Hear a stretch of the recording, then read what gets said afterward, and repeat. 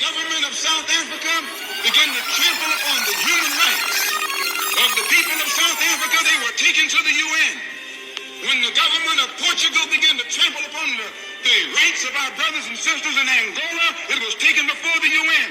Well, even the white man took the Hungarian question to the UN, and just this week, Chief Justice Goldberg was crying over 3 million Jews in Russia. Malcolm, you know, you've changed a lot since your first appearance on this show some years ago. At that time, you were sort of a stormy patriot, and you hated all whites, you said. I've gotten older. Something to that effect. Now you have a different attitude completely. And you told me once that your religious experience in Cairo has changed your attitude and your outlook. Well, as a Muslim, since I left Elijah Muhammad's Black Muslim movement, I should say since they put me out, because that's what they did, I've had a chance to do some traveling, and travel does broaden your scope. And as a Muslim whose religion is Islam, as it is practiced and taught in the Muslim world, I realize that it is impossible to call oneself a Muslim, to call one's religion Islam, and at the same time judge a man by the color of his skin.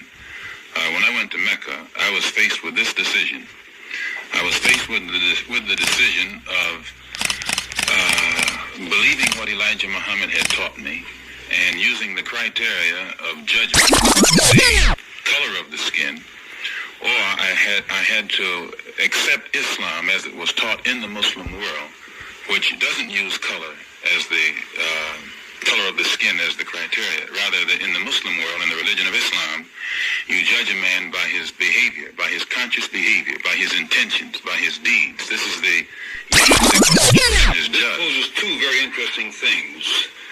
In other words, you no longer believe, as Elijah Muhammad has been quoted as saying, that all white men are devils. You have changed that. If what Elijah Muhammad says, that all white men are devils, then you have the king of Arabia, King Faisal, who is white. He is the keeper of the holy city of Mecca. And many other Arabs there on the Arabian, not only in Arabia, but in Egypt and Algeria and other places. They are, from all appearances, white. Now this poses a second problem I'd like to get your opinion on. Of course, you may be biased because you no longer are a member of the so-called Black Muslim. But is the Black Muslim a religion or not? Because this is coming up in the case in Chicago where a prisoner in Statesville converted from Roman Catholicism to the Black Muslims, and he demanded to be able to be allowed to practice his religion in the jail.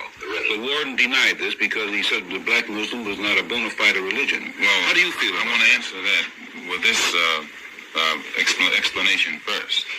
Number one, no one can use me against Elijah Muhammad or against the Black Muslim movement. On the other hand, anything that Elijah Muhammad says or does, or the Black Muslim movement says or does, which I feel is against the best interests of the black community, then I'll attack it myself. But I won't attack it because someone sticks me on it. I don't let anybody use me to fight their battles. No one can say that what he teaches is not a religion, but it is not the religion of Islam. The religion of Islam is based upon brotherhood. It is based upon belief in Allah, the creator of the universe, infinite, omnipresent, omniscient, what's the other word? Omnipotent. And whereas Elijah Muhammad teaches that God is a man who came to America in the flesh and taught him what he knows. Islam teaches that belief in all of the prophets, especially Muhammad ibn Abdullah, who was born and died in Arabia 1400 years ago. And the Muslim believes that Muhammad of Arabia was the last prophet, last messenger, whereas Elijah Muhammad teaches that Muhammad of Arabia was not a prophet. He was an enthusiast, and that he himself, Elijah, is the prophet. So that what he's teaching, as his son Akbar said in a press conference in Cairo a couple of weeks ago, what Elijah Muhammad is teaching is diametrically opposed to the principles of Islam. And the Muslim world itself, at the religious officials at Mecca and the religious officials at Al-Azhar, which is the top authority on Islamic theology, totally reject what Elijah Muhammad teaches as being any phase even of Islam. On the other hand, what he's teaching can easily be defined as a religion, but it cannot be labeled Islam. And whereas the brother in prison is concerned, I learned about Islam in prison myself.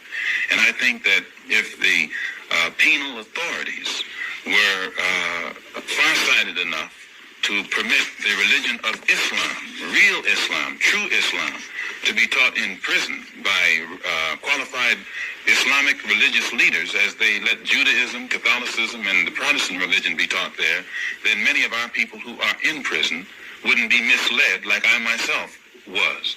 Because there's a vacuum in this country where Islam is concerned, and the black Americans know less about the religion of Islam than anybody else, the true religion of Islam. And in that vacuum, it's easy for any phony or faker to come along with a concocted, distorted product of his own making and say that this is Islam. Are you, by inference, saying that Elijah Muhammad is a faker? And if Elijah Muhammad really believed in the same God that I believed in, I believed in Elijah Muhammad stronger than he believed in himself. I believed in his God more than he did.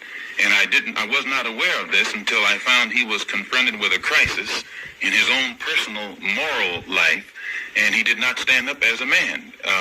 Anybody can make a moral mistake, but when they have to lie about it and will be willing to see that murder is committed to cover up their mistake, not only are they not divine, they're not even a man. If a man sits as a judge and a woman is brought in front of him and charged with adultery, and the judge himself is the one with whom she committed adultery, but the judge stands up and berates the woman, in order to make no one even suspect that he is the real criminal who was involved with the woman, and humiliates her, and then sentences her into isolation, completely destroys her reputation, with no kind of protection for her or of her whatsoever. And she takes it. She loves him so much and believes so strongly in his sense of justice so much, she allows herself to be projected almost as a prostitute.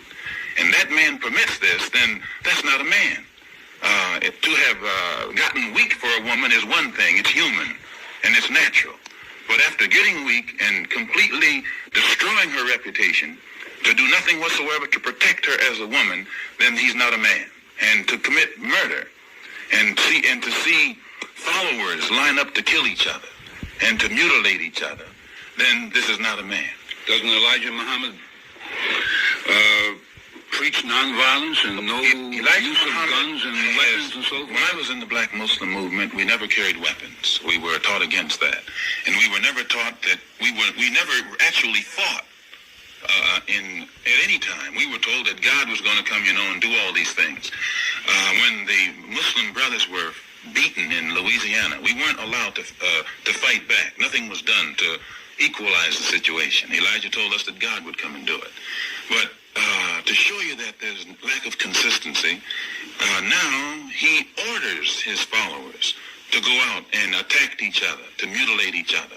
If the ability, the talent, the skill, the know-how that the Black Muslim brothers have been trained into were used against organizations like the Ku Klux Klan or the White Citizens Council or the racist elements in this country, then I could somewhat go along with the present trend of their fighting each other too.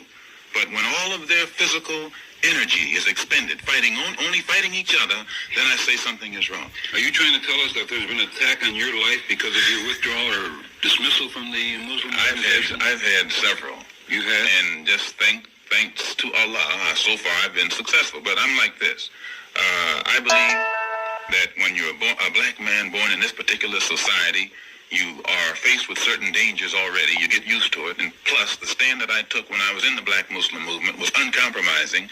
I defended an indefensible position, I think, and he was that indefensible position. Anybody who defends an indefensible position as well as I did, they must have believed in it. You want to apologize to me for our first argument many years ago? No, I won't apologize for this reason. You see, I don't think that the burden is upon any black man in this society to apologize for any stand that he takes. For this reason, most of us are attracted to things extreme, primarily because of the extreme negative condition that we live in and that has been permitted to exist already far too long. Yeah, but our first argument, Brother Malcolm, was not over that condition, which I readily admitted. Mine was over the position of the black Muslim, the very thing that you are now denouncing. And let me say this. Mind you, when I denounced it, I said this, that I'm not denouncing it because society wants me to, or some agency wants me to.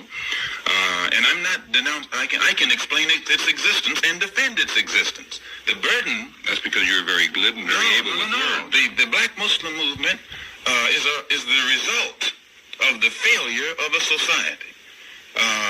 The hate that exists in the American society is what has produced the frustration that exists in Black Americans. The Ku Klux That Klan. makes it's a different thing altogether. But the same thing. No, it's a It's different the thing. result of racial hatred, is it No. not? Sure. The Ku Klux Klan is a part of the society. It's a result of racial hatred. No, the Ku And Klux your Klan, Black Muslim is a result of the racial hatred at the other end. sir, the Ku Klux Klan is a part of a society which has absolutely failed in its fulfill its promise for 22 million Black Americans. And it is a part of that society that has been used to frighten the Black Americans into taking positive action to eliminate the negative conditions. Now, the Black Muslim movement is the result of frustration that exists among Black people and who see no hope of the society itself creating a real door, so they take the door that is placed in front of it. Now, I myself, as I said, am a Muslim who believes in brotherhood and who believes not in judging a man by the color of his skin. But on the other hand, I have to face the reality of the fact that I live in a society in which brotherhood has not become a reality. And because of that, then I have to take a stand that is uncompromising on the side of my people against anything or any person that stands in the way of our being recognized and accepted as human beings in the same context with all of humanity.